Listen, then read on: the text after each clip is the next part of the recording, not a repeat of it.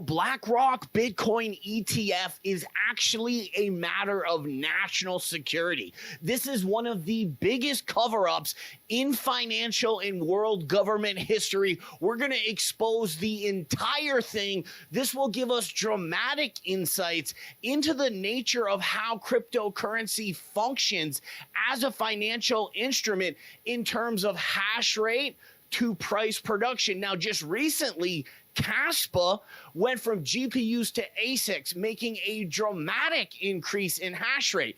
Now, back then this summer, before the ASICs got released, it was across the board. Everybody was arguing once these go online, the price of Kaspa will drop.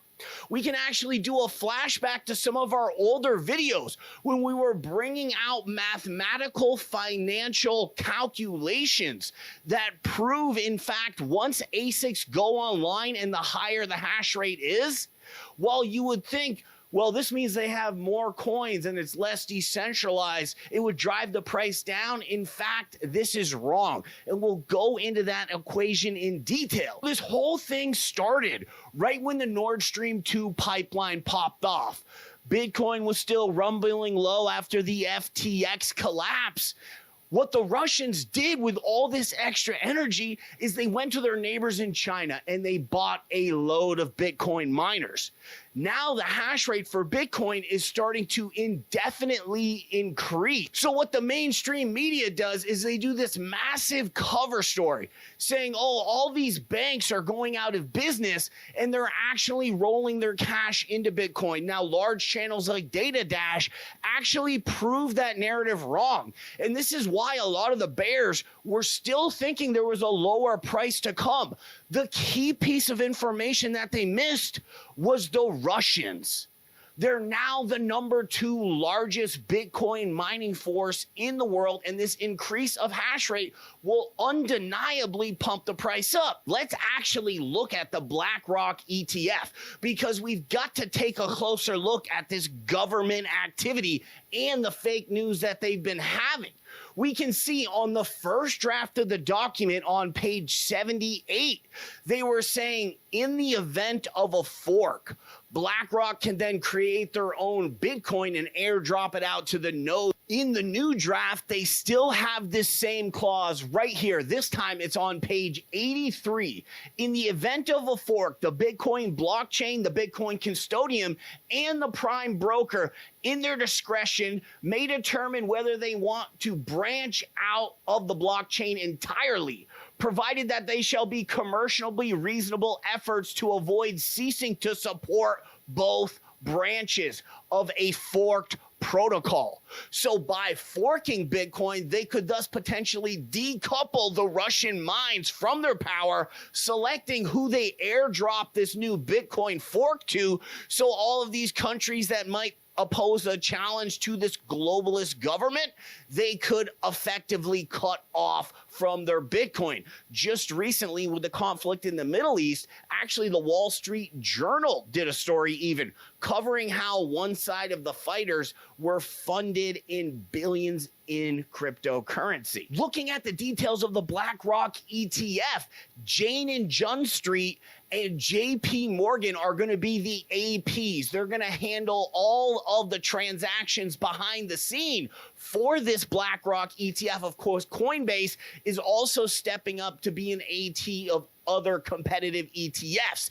Now, we know this guy from JP Morgan is a snake, and the news that's going to be out in the future about Bitcoin on television is going to be even more fake, filled with gaslighting. In fact, the XRP lawyer was arguing that we should watch out for the gaslighting from JP Morgan in the future. Increasing hash rate affects the price in a positive nature, and you can see this across the board on any proof of work currency, from Litecoin to Bitcoin to KDA to Kaspa. Whenever the hash rate is rising, it front runs the price. This entire hash rate equation can be simplified, and it's very easy to understand. This is key to how cryptocurrency works in general, because it's kind of a struggle of centralization versus decentralizations. As you can see, when the bigger, powerful miners come online, they kind of make the old ones obsolete. And thus, as soon as those new ones come on, the currency may temporarily be slightly less decentralized as it was before, but this quickly balances out. Here's how that mathematical equation works, dumbed down. Let's say that there's token XYZ, and the amount that we're going to distribute out, we're going to do to two different groups. We're going to do it to Archie subscribers, there's 50,000, and Jesse and AI subscribers, about 3,000. Now, the amount that we're distributing is relative to the total supply. It's part of the emission schedule, so it's going to have some correlation to the price. Now, everyone from Group A and Archie's channel, they all get 100 tokens. Everyone from Group B, subscribers to Jesse's channel, they all get 100 tokens too. Now, we can see when these go to market, of course, Group A is going to get a far lesser price than Group B because they have way more tokens. So there's going to be a considerable sell-off. This is the trick to the hash rate price correlation. Even when you distribute the exact same number of tokens, 10,000 apiece go to Archie's group, for example, one, and 10,000 go to Jesse's group. When they get distributed, Group A will get a far lesser price because they'll be so competitive to sell them off because there's so many sellers. Versus Group B, Jesse's group, which is the upgraded hash rate, the faster, better ASICs in less hands, they get top dollar. So as a cryptographer in general, you should always be keeping your eye on hash rate and looking for substantial increase in any project's hash rate. Of course, Kaspa right now is running at 1 block per second. As soon as 10 blocks per second comes out, then they can make newer, faster ASICs. They are almost finished with testnet 11 right now. And it's my belief that they're going to jump it up to 32, if not 100 blocks per second, right in the peak of the bull market, getting even new, super fast ASICs out there, making the old ones and the next batch to come out obsolete, and absolutely rocketing the price straight to the moon. In terms of Bitcoin itself, the mining stocks have been seeing a lot of upside, and right now, like Hive OS and Marathon have all made massive new purchases on more ASICs miners. Mining stocks are going to play a role just like Russia did on increasing the price action of Bitcoin. Proof of work has been running hot recently.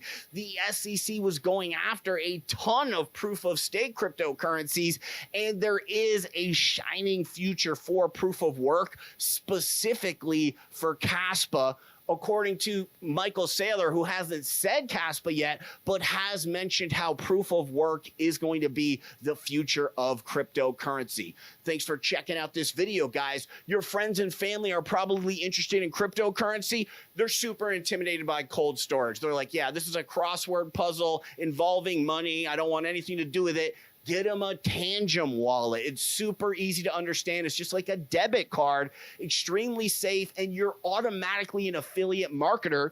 Use code JesseAI, you get the discount, and then you become an affiliate marketer, so you start taking kickbacks from Tangent ASAP. We'll catch you on the next one.